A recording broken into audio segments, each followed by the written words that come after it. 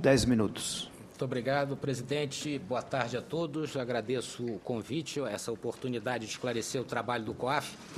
Eu acho que é fundamental começar explicando um pouco o que é o COAF, né? O COAF nasceu, no fundo, de uma convenção internacional voltada ao combate do tráfico de drogas, especialmente do crime organizado, nos anos 80. E o enfoque era exatamente combater o tráfico pelo lado financeiro. Daí nasceu esse conceito do combate à lavagem de dinheiro, e isso teve tanto sucesso que acabou se expandindo e evoluindo, né, para outros crimes, né? E hoje é um padrão internacional que, no fundo, é definido por um organismo chamado GAFI, Grupo de Ação Financeira, ou FATF, na sigla em inglês, Financial Action Task Force. Basicamente, é um grande sistema que envolve diversos atores, né? Começa com o setor privado, vários setores da economia, chamados setores obrigados. Esses setores devem conhecer seu cliente, né, os seus clientes, manter registros das suas operações e fazer as chamadas comunicações de operação suspeita. Para supervisionar a atuação desses vários setores da economia, você, então, tem os seus órgãos reguladores. E aí, dependendo de cada setor, você vai ter um órgão. Em alguns setores onde já existe órgão regulador, cabe a esse órgão regular também a parte da prevenção à lavagem de dinheiro. Então, é o exemplo do sistema financeiro, né, onde a supervisão é feita pelo Banco Central, que já era responsável pela supervisão do sistema e, portanto, vai cuidar também da prevenção. A mesma coisa se dá com o mercado de capitais, com a CVM, seguros, com a SUSEP. No entanto, há um conjunto de setores que não tem um órgão regulador próprio. Nesse caso, compete ao COAF. Isso aí é uma atribuição paralela do COAF. Mas a função principal do COAF nesse sistema é a chamada inteligência financeira, né? Então, o que define o COAF como instituição é ser uma unidade de inteligência financeira. Os demais atores, né, desse cenário, no fundo, são entidades que já existem há muitos anos, algumas até milenares, como polícia, com 50 anos, como o Banco Central, Justiça, Ministério Público, né? Então, é um sistema que engloba a prevenção, né, e o próprio combate à lavagem de dinheiro. O que é o papel da unidade de inteligência financeira e, portanto, do COAF? No fundo, é uma definição muito simples: é receber, analisar e disseminar as comunicações de operação suspeita. Tá? Então, se nós olharmos a nossa lei, que é de 98, né, que também criou o COAF, ela, no fundo, com outras palavras, define exatamente essas atribuições. Então, o COAF recebe as comunicações dos setores obrigados, e essas comunicações, aqui eu faço um parênteses rápido, né? Nós temos dois tipos de comunicação. A principal, que é o esteio desse sistema, é a chamada comunicação de operação suspeita. Ela parte, né, de uma percepção, no fundo, subjetiva de um desses setores obrigados, como um exemplo, o banco, né, de uma certa movimentação do seu cliente que, em princípio, foge da normalidade, né, daquele padrão do mercado. Então, é papel dessa instituição, analisar essa movimentação e, se considerar suspeita, comunicar ao COAF. Além desse tipo de comunicação suspeita, nós temos um conjunto de comunicações chamadas automáticas. Essas comunicações são feitas por critérios, vamos dizer, matemáticos, né? Então, existe uma definição do órgão regulador de determinado tipo de característica e cabe ao setor obrigado comunicar essas situações sem precisar pensar, né? Ele tem que verificar a ocorrência e comunica imediatamente. Então, um exemplo que é conhecido, né, por exemplo, no sistema financeiro, saques e depósito em espécie acima de R$100 mil. Tá? Então, é o caso de você entrar na agência e sair da agência com R$100 mil em espécie. Se for cheque, ordem de pagamento, etc., não esquece. Né? Isso, em diversos setores, existem esse tipo de comunicações automáticas. Né? No setor de seguros existia, uns anos atrás, isso depois foi corrigido na norma, por exemplo, que seguros acima de R$1 milhão tinham que ser comunicados. Então, se eu tenho uma casa de 500 mil e faço uma cobertura de incêndio de 500 e mais outras de, sei lá, inundação, dava R$1 milhão, era comunicado. Em geral, essas comunicações de natureza automática se focam na movimentação em espécie. Então, tem diversos setores, factoring, joalherias, tanto regulados pelo COAF quanto pelos outros setores, essa obrigação, né, quando existe, de comunicar certas situações, não por serem suspeitas, mas sim porque elas se encaixaram ou verificaram um critério específico matemático, né? O COAF, ele não investiga, não tem poderes de investigação. Todo o universo de trabalho do COAF se resume às comunicações de operação suspeita. Qualquer outra informação ele usa sempre em face dessa sua fonte primária, que são as comunicações que ele recebe. Então, toda outra informação é útil complementarmente, né? Nós usamos essas outras informações, no fundo, para entender ou, às vezes, explicar uma movimentação financeira que tenha sido comunicada, né? Muitas vezes uma explicação que a gente recebe de outra fonte justifica ou explica uma que tenha sido comunicada por uma instituição financeira ou qualquer outro setor obrigado, né? Então, o COAF, portanto, ele não investiga, não tem acesso a sigilo fiscal, tá? Isso é importante deixar claro, e o COAF também não fiscaliza, né, o setor financeiro, por exemplo, entre outros. Nós sim fiscalizamos alguns setores, como eu disse, factoring, joalherias e alguns outros, tá? Quanto ao caso específico, nós recebemos em 14 de outubro, no COAF, a visita de um jornalista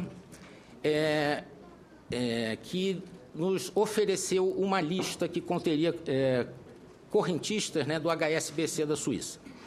Naturalmente, despertou interesse, né?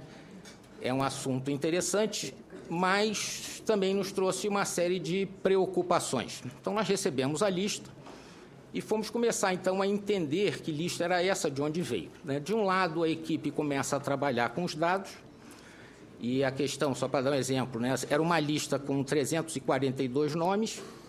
Desses nomes, nós conseguimos identificar, com base na nossa base de comunicações, apenas 60 desses nomes. Por outro lado, nós começamos, então, a mais tentar entender o contexto disso, né? A conclusão, o princípio que nós chegamos essa lista era uma lista obtida, no fundo, por um crime que ocorreu na Suíça, e nós não sabíamos como ela tinha, o caminho que ela percorreu para chegar às mãos do jornalista, né? Ele tinha explicado, né, que era, no fundo, ele estava trabalhando com o jornalista Fernando Rodrigues e que era parte desse consórcio internacional. Então, nós fizemos algumas pesquisas, né, para identificar essa situação, né?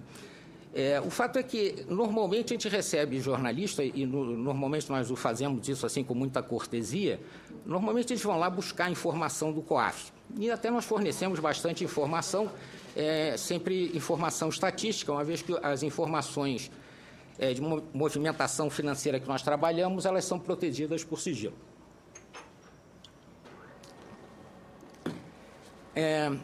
Bom, pesquisando o próprio site lá do Instituto, lá dos ICIJ, encontramos lá uma menção, por exemplo, que não era previsto que os jornalistas compartilhassem esse tipo de informação com governos, né? De uma frase, eu não me lembro o texto exatamente em inglês, mas que é uma long-stand practice, né, de não compartilhar com o governo. O fato é que, independente disso, né, nós continuamos a analisar, mas tomamos uma decisão, né? Nós temos uma preocupação enorme no COAF de não ser usado para convalidar, né, ou validar informação.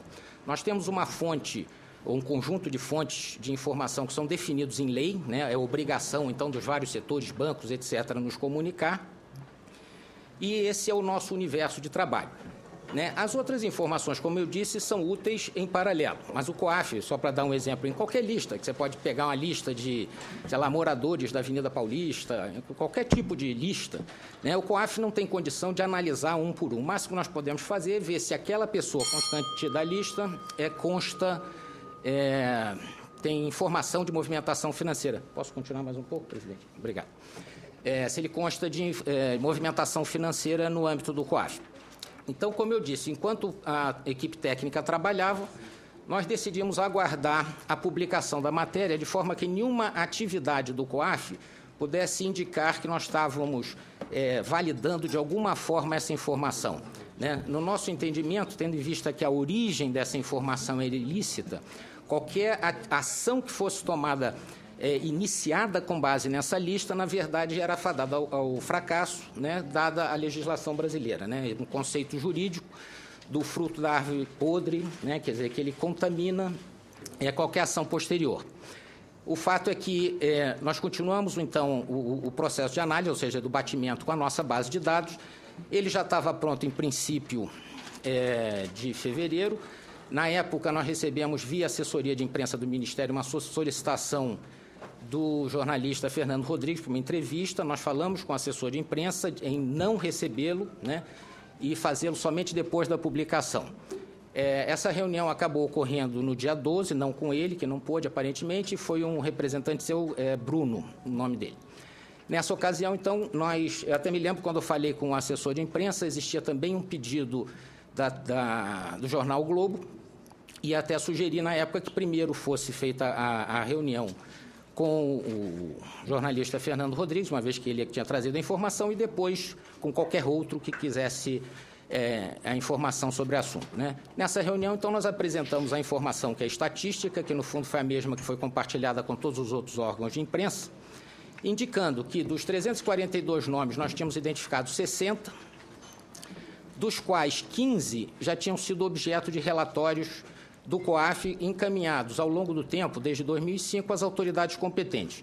Devo deixar claro, quer dizer, nenhum desses relatórios, no fundo, tinha nenhuma relação com operação na Suíça, tá? São comunicações, esses relatórios contêm comunicações de operações no Brasil, que, por suas características, foram comunicadas ao COAF, que, por sua vez, elaborou relatórios que foram enviados a diversas autoridades. Aí foi Ministério Público, Polícia Federal, alguns estados também, Ministério Público, etc.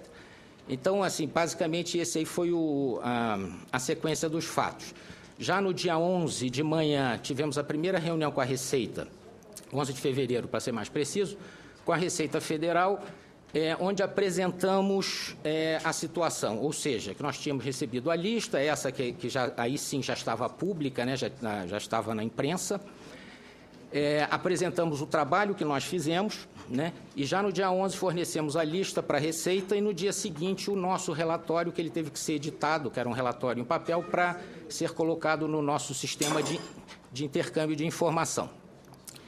Nós tivemos, então, uma primeira reunião com a Receita, onde nós começamos a explorar as possibilidades, né, o que representaria aquilo, o que se poderia eventualmente buscar daquilo, especialmente tendo em vista a preocupação com a origem dos dados. Então, a primeira reação é o seguinte: aquilo era uma informação útil como inteligência. Inclusive, eu expliquei esse tipo de situação até para vários órgãos de imprensa. O que é inteligência? No fundo, é você usar aquilo como um guia, vamos dizer, de prioridade para exercícios de fiscalização, identificar fatos novos que ensejassem a fiscalizações, que aí sim você obtivesse informações que lastreassem qualquer ação de qualquer órgão. Nessa reunião, nós vimos a conveniência de envolver o Banco Central, e o que foi feito numa reunião dia 20 de fevereiro, né, tendo em vista que existem, primeiro, a questão de um banco, né, que está envolvido na questão, eventuais informações sobre a forma que o dinheiro foi enviado. A partir dessa reunião, nós começamos, eu não tenho certeza do dia, eu creio que foi dia 27, a passar a ter reuniões regulares, já na coordenação da Receita Federal, de todos os órgãos envolvidos. Aí, no caso, COAF, Receita, Polícia Federal e a Secretaria Nacional de Justiça, eu acho que não esqueci ninguém. Nós temos feito essas reuniões regulares toda semana desde então, exatamente para entender e explorar os melhores caminhos de gerir a situação. E aí os órgãos que têm maior capacidade de obtenção, né, de tentar obter essa lista, o fizeram, né, que foi o caso da Receita, que está trabalhando no assunto, da mesma forma o Ministério da Justiça, com o Departamento de Recuperação de Ativos e Cooperação Judicial. Então, muito rapidamente, presidente, eu tentei resumir aqui a nossa atuação no caso.